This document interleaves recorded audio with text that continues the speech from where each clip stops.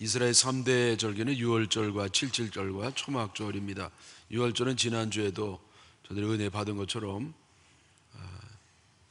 6월 넘어갔다, 영어로 패스오버인데 죽음의 천사가 넘어감으로 살게 된 것을 감사하고 기념하는 절기가 되겠습니다. 하나님이 모세를 보내셔서 애굽의 종노릇하는 이스라엘 백성들을 구해내려고 했지만 그 바로 왕이 너무나 완강하기 때문에 보내지 않는 겁니다. 마지막 최후 수단으로 10번째 재앙을 내렸는데 그것이 바로 장자들이 죽는 것이었죠. 그래서 바로 왕을 포함해서 모든 애굽의 장자들이 다 죽었습니다. 근데 그날 예외가 있었는데 고센 땅 지역에 있었던 이스라엘 백성들만은 예외가 됐습니다. 여러분 아시는 것처럼 양을 잡아가지고 문에다가 바른 집은 죽음의 천사가 그냥 지나가서 살게 되었습니다. 그래서 유월절은 바로 이렇게 죽음의 천사가 지나가서 생명을 얻게 되었다. 그리고 이 애굽의 종 노릇에서 자유를 얻었다고 하는 사실 때문에 하나님 앞에 감사하는 절기였습니다. 여러분 유월절은 다시 말하면 우리가 죄로부터 구원을 받은 것이고 죽을 수밖에 없는 저희들이 그리스도의 보혈의 피로 주님께서 우리들에게 죽음을 주지 아니하시고 영생을 주시는 그 구원받은 체험이 바로 오늘날 우리가 지켜야 되는 유월절이라고 믿습니다. 여러분 이 유월절 이거는 1년에 한 번만 드리는 게 아니에요. 매일매일 매 시간마다 아니 매 순간마다 우리는 유월절 정신으로 살아야 우리 신앙이 제대로 되고 성장하고 열매를 맺는 줄 믿습니다. 왜 우리가 신앙생활 하다가 토중하차한다든지 변질된다든지 또 떨어지든지 시험이 들다든지 왜 그런 일이 있습니까? 왜냐하면 이 기초가 잘못된 겁니다. 말씀드린 것처럼 기초는 유월절 신앙입니다. 예수 그리스도의 보혈의 은총으로 죽을 수밖에 없는 이 못난 죄인이 생명을 얻고 마귀로부터 죽음으로부터 죄로부터 자유를 얻는 이것이 우리 신앙의 기초입니다. 이것에 대한 경험이 없기 때문에 제대로 안 되는 겁니다. 여러분 애들이 이제 실컷 놀다가 고3이 되면 이제부터라도 정신 차려서 해야 되겠다. 근데 하는데 잘 안 돼요. 점수가 올라가지 않죠. 왜냐하면 기초가 없기 때문에 그렇습니다.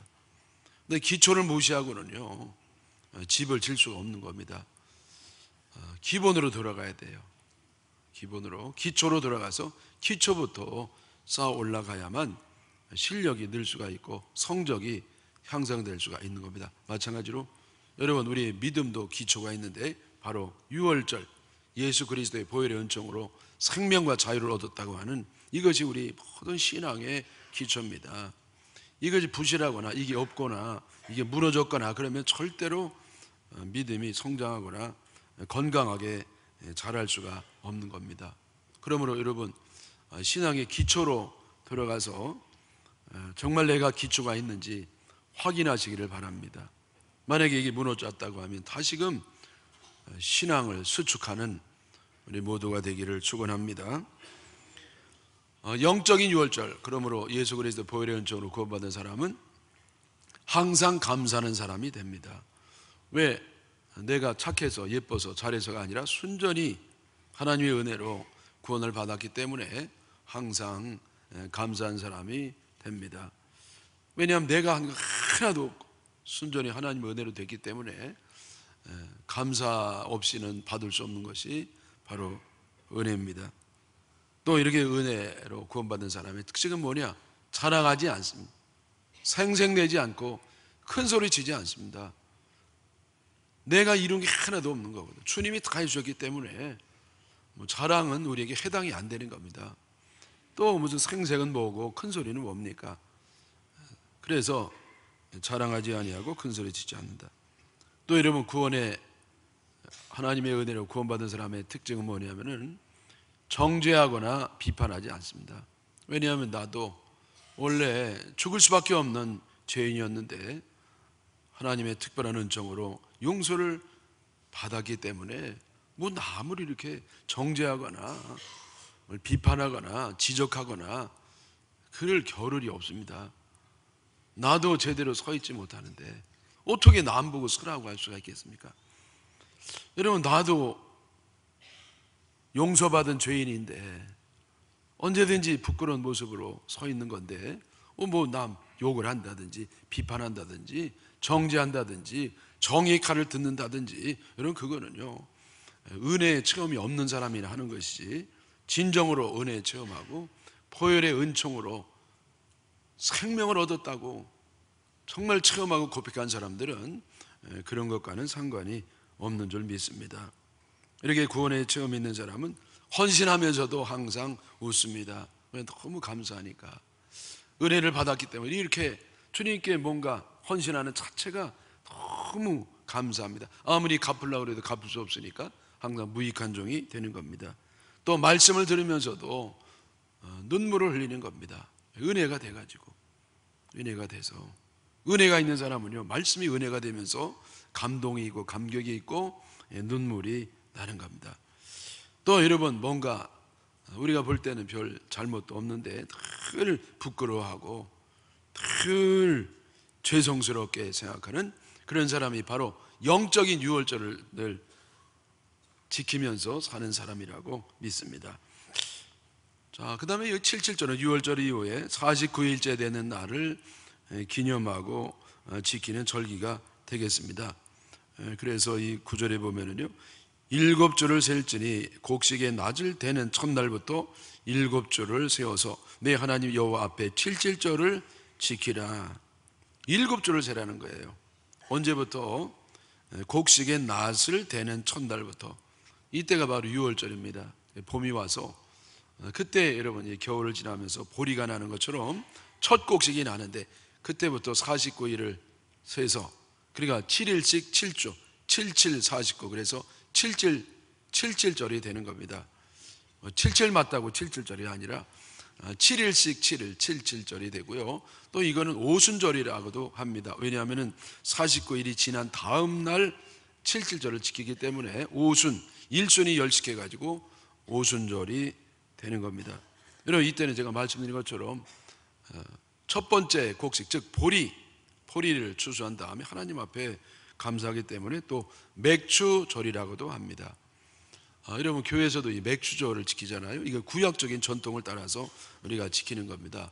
근데 교회에서 마련해야 되는 봉투를 어디다가 갖다가 두셨는지 그냥 교회에서 허리벌떡 오셔가지고요, 그냥 다른 거 퍽퍽 지우고 거기다가 맥주 감사 이렇게 하는 분이 계신데, 맥주가 아니라 맥주입니다. 맥주를 이렇게 한잔하는 그거 아니고 맥주, 보리 추수 감사를 하는 것이죠. 이 정신은 뭐냐면은 가장 첫 번째 것을 하나님 앞에 드리는, 다시 말해서 가장 좋은 것을 가장 먼저 하나님 앞에 드린다는 정신입니다. 여러분, 이 농부들이요 가장 기뻐하는 게 뭐냐면 첫 번째 나오는 그 열매입니다.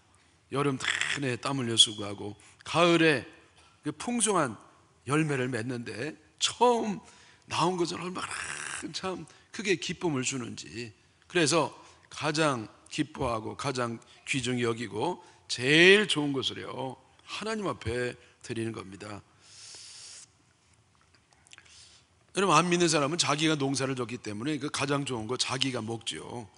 가족이 먹는다든지. 그러나 모든 게 하나님의 은혜라는 것을 알고 믿는 사람들은 그 가장 귀한 것을 가장 귀중한 하나님께 드리는 겁니다. 물론 우리가 땀 흘리기도 합니다만은 그런 알고 보면 모든 게 하나님의 은혜입니다. 하나님이 그 땅도 만들어 주셨고 공기도 하나님이 주시고 바람도 하나님이 보내주고 비도 물도, 여러분, 이 모든 게 다 하나님이 주셔야 되는 겁니다. 또 내가 땀 흘리는 그 건강도 주님이 주셨고 또 여러분 이 생명도 주님이 주신 겁니다. 그래서 여러분 정말 제대로 아는 사람들은요, 이게 내 노력으로 다 되는 게 아니고 전적인 하나님의 은혜라는 걸 알기 때문에 하나님 앞에 드리는 겁니다. 여러분, 이 사람들의 관계 가운데 가장 귀중한 관계는 하나님과 나와의 관계입니다. 물론 부자지간의 관계도 있고 또 모자지간의 관계도 있고 친구 관계도 있고 부부 간의 관계도 있습니다만, 그러나 가장 중요한 관계는 하나님과 나와의 관계다. 왜냐하면 하나님은요, 나를 너무너무 사랑하기 때문에. 우리가 부모님 사랑도 받고 사람들 사랑도 받습니다만, 그러나 하나님 사랑과는 비교할 바가 안 됩니다. 하나님 우리를 얼마나 사랑하시는지, 이 죄로 말미암아 죽을 수밖에 없는 우리를 위해서 하나밖에 없는 아들 예수 그리스도, 친아들을 우리에게 아낌없이 주신 겁니다. 이거는요, 상상할 수도 없는 거예요. 기가 막힌 겁니다. 하나님은 우리를 너무 사랑하시는 겁니다. 이 하나님의 사랑보다 더 큰 사랑은 없습니다. 여러분, 부모님의 사랑이 얼마나 귀하고 위대한 사랑입니까? 그러나 이 하나님 사랑에 비하면 아무것도 아닙니다. 부모님이 나를 사랑하는 너무너무나 참 감사하고 감당할 수 없는 놀라운 사랑이 틀림이 없습니다만, 그러나 하나님께서 나를 사랑하시는 것은 이거는 비교할 바가 못 되는 거예요. 놀라운 사랑. 그리고 여러분, 그 은혜를 깨닫는 나는요, 또 하나님을 가장 사랑하는 사람이 되는 겁니다. 물론 여러분, 우리가 뭐 주변에 아내도 사랑하고 애들도 사랑하고 부모를 사랑하고 사랑할 사람이 많이 있습니다만은, 그러나 내가 하나님을 사랑하는 것하고는 비교가 안 되는 겁니다. 하나님이 나를 가장 사랑하시고 내가 하나님을 가장 사랑하고, 그러니까 이 관계보다 더 귀한 관계가 없는 겁니다. 그래서 이런 뭐 좋은 거 생기면은요, 하나님께 먼저 마음이 가는 거는 너무나 당연한 겁니다. 그 아까운 거를 하나님을 먼저 드려. 여러분, 이런 사람은 하나님과 관계가 없는 사람이죠. 내가 정말 하나님과 사랑의 관계가 있다고 하면 가장 귀한 것을 주님께 가장 먼저 드리는, 거기에 행복이 있고 하나님의 축복이 있는 줄 믿습니다. 한번 따라 하시죠. 가장 좋은 것을 가장 먼저 주님께 드린다. 아멘이시죠? 여러분, 하나님께는요, 가장 좋은 것을 가장 먼저 드리는 것이 너무나 당연한 겁니다. 이게 특별한 게 아니에요. 네? 이게 바로 7절의 정신입니다. 하나님 앞에 가장 먼저 된 열매를 드린다고 하는 그런 정신이 되겠습니다.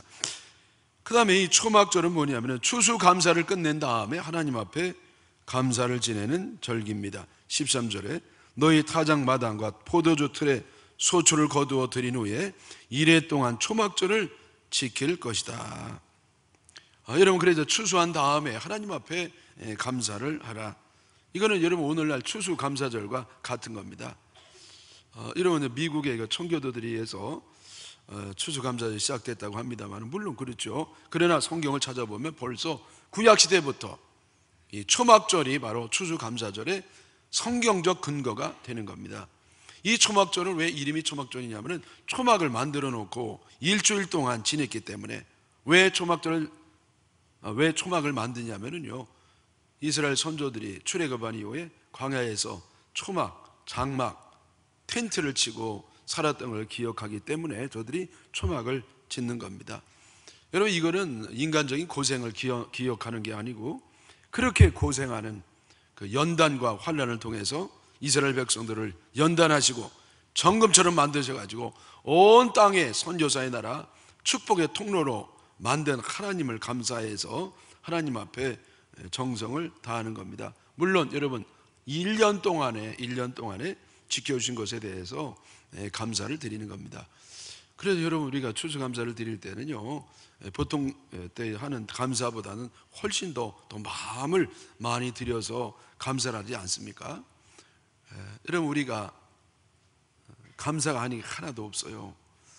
그리고 내가 이 정도 살아오는 것도요, 하나님이 나에게 은혜의 울타리를 쳐주시고 인도하시고 보호하셔서 여기까지 온 겁니다. 여러분, 하루에도 수많은 사건 사고가 있습니다. 불의의 사고로 목숨을 잃는 사람도 있고요, 또 원치 않는 일이 있어가지고 참 고생한 사람 많이 있는데, 그러나 우리는 그럭저럭 조금의 어려움은 있으면서 이렇게 지나온 거죠. 얼마나 이게 놀라운 사건인지 모릅니다. 여러분, 애들을 이렇게 학교에 보내놓고 나서도요, 마음이 조금 조마조마하시잖아요. 얘가 혹시 길 가다가 왔다 갔다 하다가 횡단보도 건너다가 이거 뭐 어떤 술 취한 차가 좀 달려드는 거 아닌가, 또 수상한 아저씨 만나가지고 애를 먹는 게 아닌가, 네? 아니면 뭐 놀이터에서 놀다가 넘어져서 이가 부러지지 않나. 여러분, 이 별 생각이 다 나요.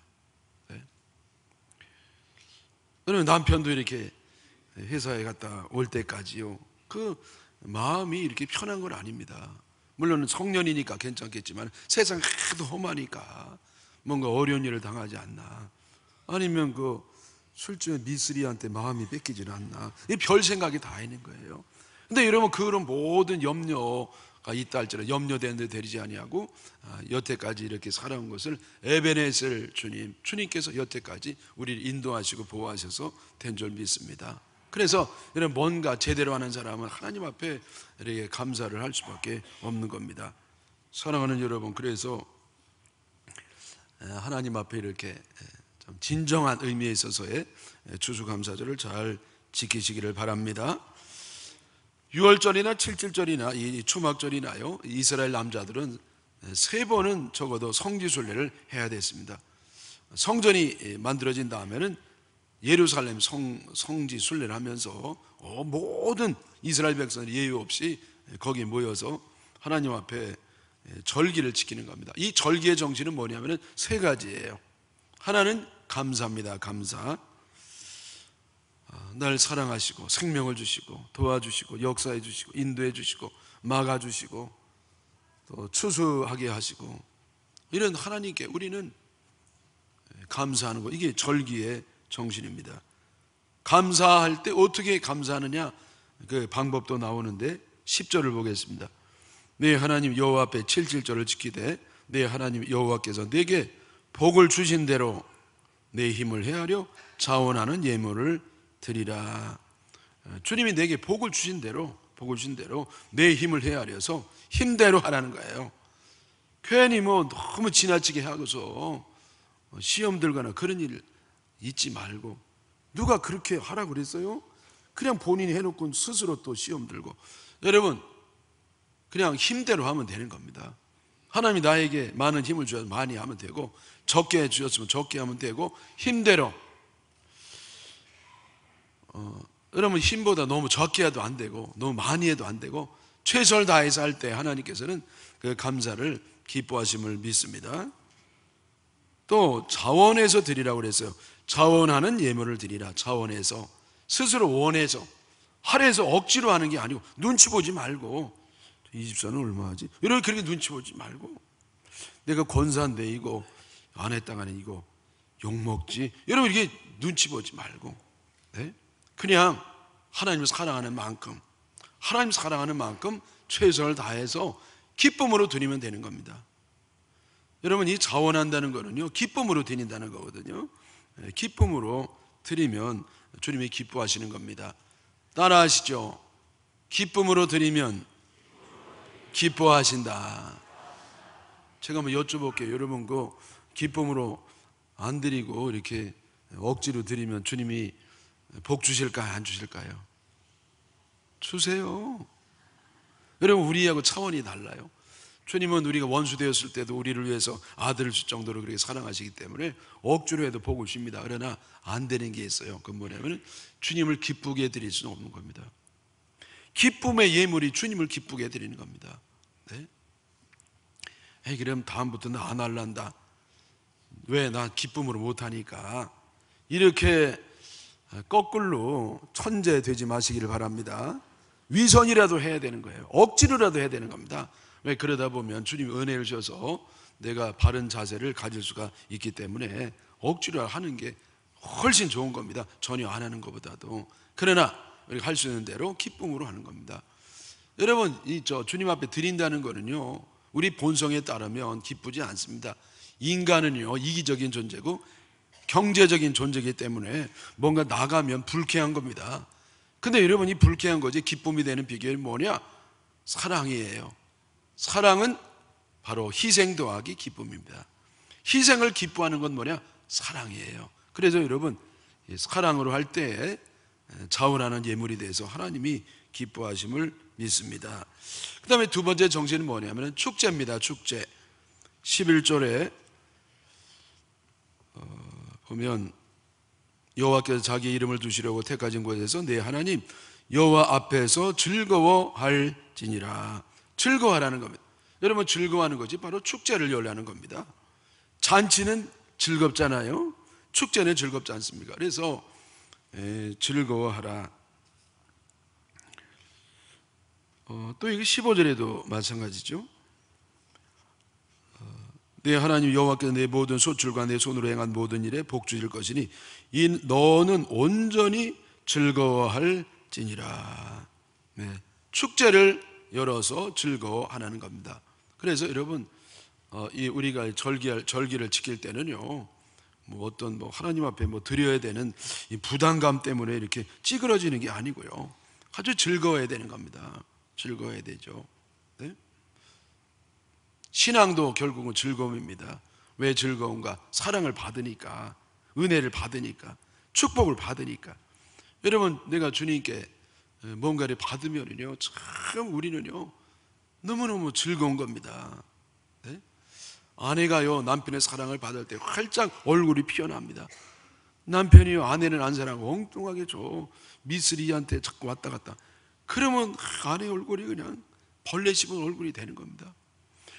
반대로 사랑을 받으면 얼굴이 확 피어나. 복을 받으면요 얼굴이 확 피어나. 여러분, 장사 잘 되는 집은요 너무 바빠가지고 화장실 갈 시간이 없어도 얼굴이 환히 펴 있어요. 왜? 복 받으니까.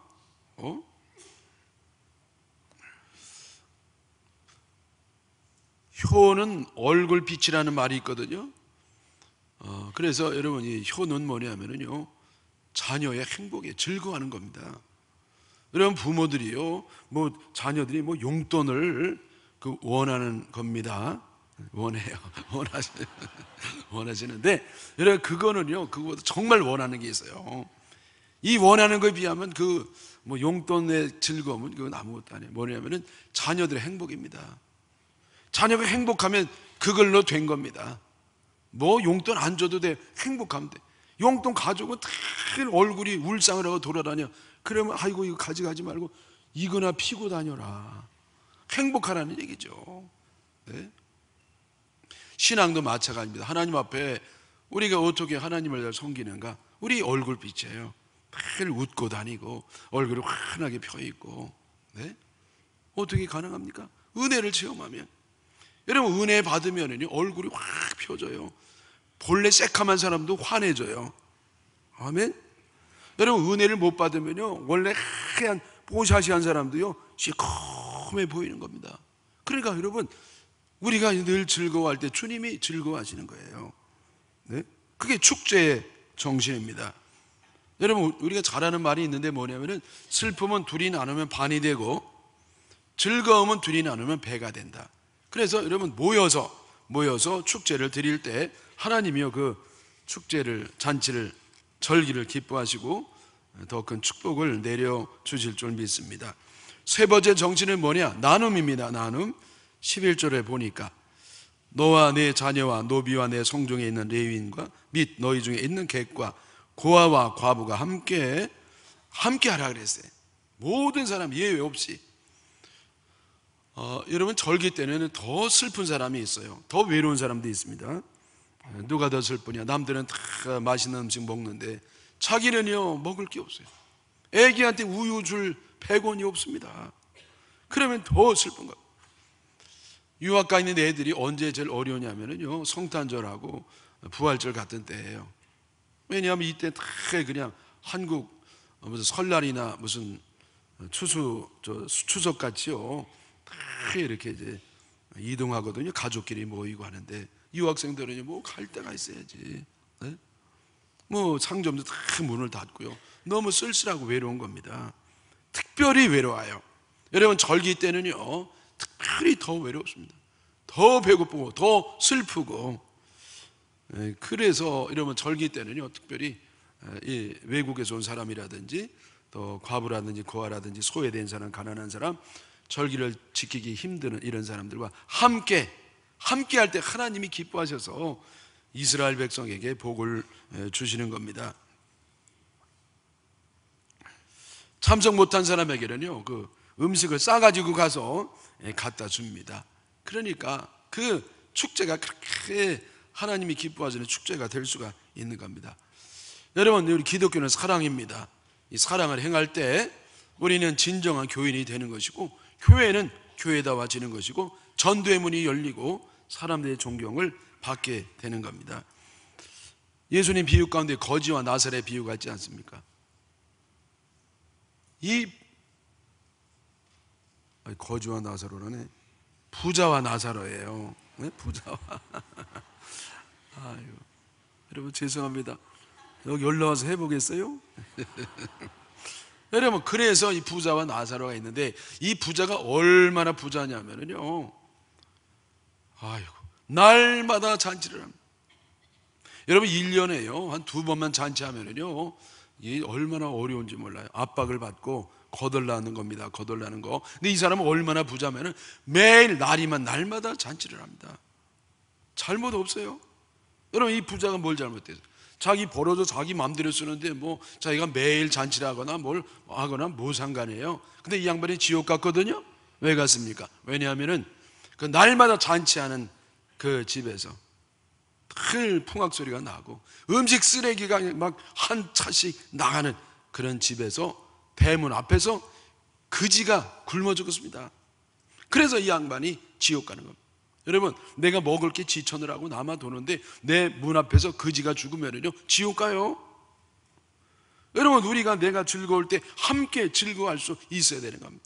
우리가 즐거울 때 옆에 혹시 외로운 사람 없는가, 굶는 사람 없는가 함께 하는 것이 주님의 뜻입니다. 그래서 나눔으로 전도의 문도 열리고 하나님이 기뻐하시고 더 복받는 우리 모두가 되기를 바랍니다.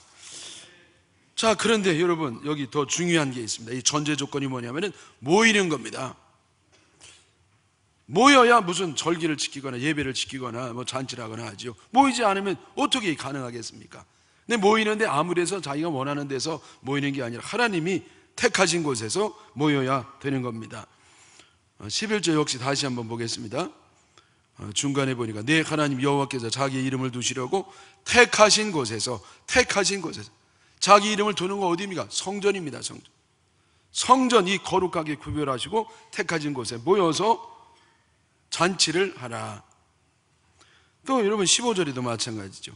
내 하나님 여호와께서 택하신 곳에서, 하나님이 택한 곳에서 모여서 절기를 지키도록 하라. 안타깝게도 사람들은 말세가 되면서 점점 모이지 않습니다. 공동체 의식이 희박해졌고 개인주의가 돼가고 있습니다. 이것은 무엇을 의미하느냐? 교회가 힘을 잃어가고 있다는 겁니다. 교회가 힘을 잃어가고 있다는 거예요. 교회가 점점 쇠퇴해 가고 있다는 겁니다. 네. 이대로 가면 한국교회도 서양교회처럼 되는 겁니다. 왜 이것이 교회의 쇠퇴와 연결이 되느냐? 교회는 공동체이기 때문입니다. 한 사람은 절대로 교회가 안 돼요. 아무리 믿음 좋은 사람이라 할지라도 둘이 모여야, 예수 그리스도를 구주로 고백하는 사람이 2사람 이상 모인 곳이 바로 성령이 함께 하셔서 그곳이 진정한 교회가 되는 겁니다. 모이지 않으면 교회가 안 돼요. 안 모이니까 교회는 없어지는 겁니다. 한 사람의 개인은 교회가 아니에요. 숨어있는 사람은 그 교회가 안 되는 겁니다. 교인은 될지언정 교회는 안 되는 겁니다. 그래서 모이지 않는 것은 바로 교회의 쇠퇴를 의미하기 때문에 위기감을 가져야 되는 겁니다. 그래서 우리 주님은 제가 지난주에도 말씀드린 것처럼 모이기를 힘쓰라고 말씀을 하시는 겁니다. 제가 읽을 때 여러분 아멘 하셔야 돼요. 히브리 10장 25절에 모이기를 피하는 어떤 사람들의 습관과 같이 하지 말고 오직 권하여 그날이 가까움을 볼수록 더욱 그리하라. 그래요. 여러분, 점점 모이기를 피하는 이런 습관들이 세상에 말세가 될수록 그날이 예수님 오실 때가 가까우면 볼수록 그렇게 되는데, 그런 사람 따라가지 마라. 세상 풍조를 따라가지 말고 하나님 말씀에 따라가야 교회가 살고 세상이 살고 내 신앙이 살고 하나님의 이름이 영광을 받으시는 줄 믿습니다. 모여야 돼요. 모여야. 네.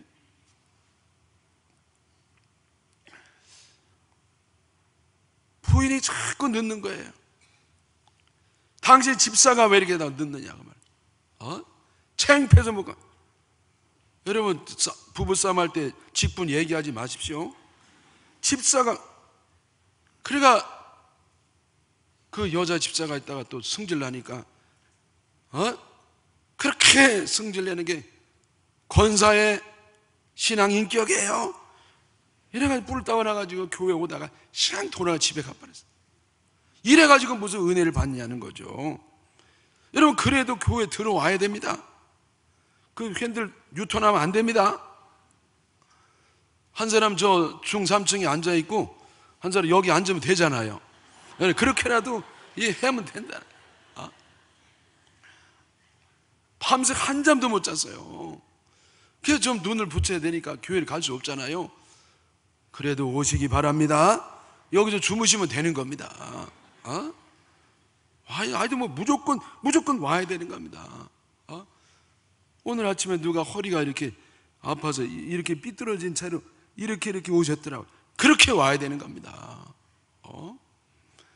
여러분, 정말 교회 가기 싫습니까? 그때야말로 교회에 와야 됩니다. 왜? 믿음이 떨어진 거거든요. 여러분, 믿음이 떨어지니까 교회 가기 싫거든요. 뭐 앉아있어요. 은혜도 안 되고. 여러분, 그 중증에 걸린 거예요, 신앙에. 그래서 여러분, 그 사람은 세상 없어도 반드시 와야 됩니다.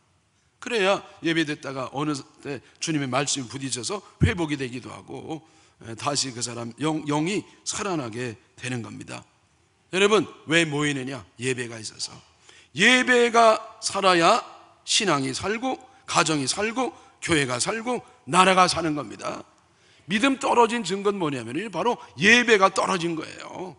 예배를 소홀히 한 사람은요, 복 못 받습니다. 하나님 체험 못하는 겁니다. 예배가 출발점이에요. 네? 여러분, 여기 집사님, 권사님, 장로님들 잘 들어보십시오. 우리 임원들의 첫째 사명이 뭐냐? 예배의 사명입니다. 예배가 제일 중요한 사역이 첫째 아니에요. 여러분, 사역은 두 번째예요. 예배가 첫째입니다.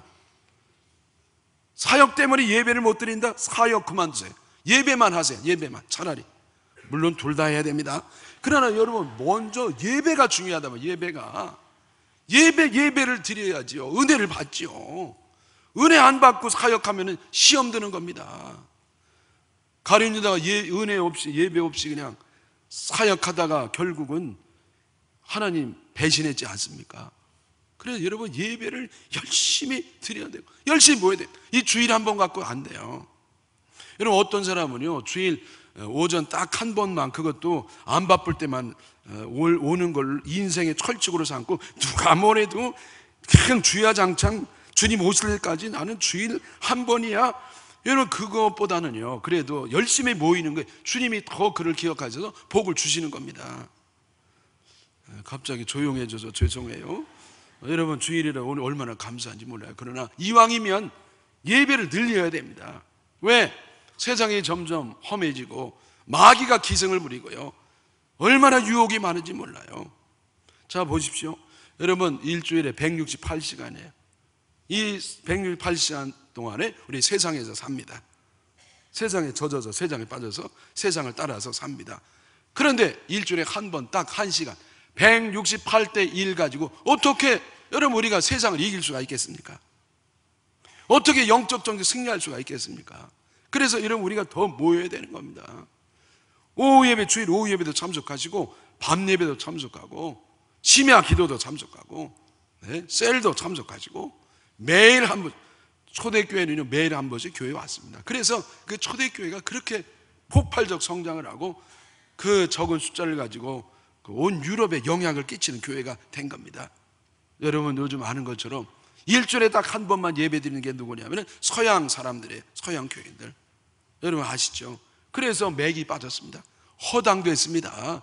영적으로 강함과 야성을 상실했습니다. 구원은 받지만은 변화시키는 능력이 될 수가 없어요. 오히려 세상과 싸워서 밀리는 겁니다. 밀리는 겁니다. 이슬람이 와도요 밀리는 겁니다.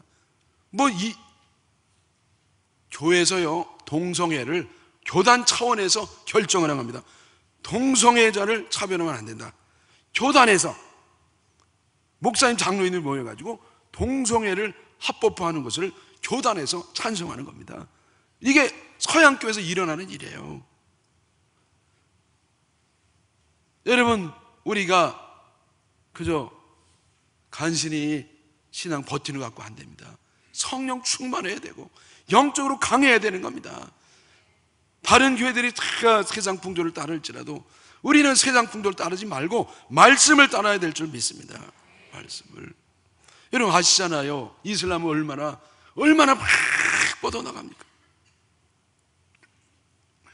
유럽이요 벌써 이슬람 국가가 됐다는 거예요.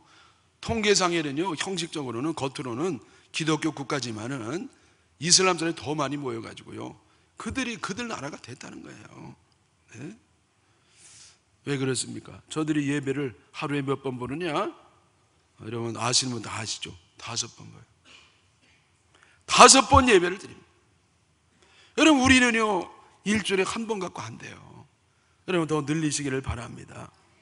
더 최선을 다해서. 여러분 저는 사랑하는 여러분들이 최선을 다해서 교회 오시는 거 압니다. 그러나 할 수만 있으면 더 예배를 많이 드리고 더 열심히 모이고 그래 찬송 드리고 예배 드리고 헌신하고 열심히 전도하고, 그래서 우리를 통해서 하나님 나라가 더 널리 이루어지기를 주님의 이름으로 축원합니다.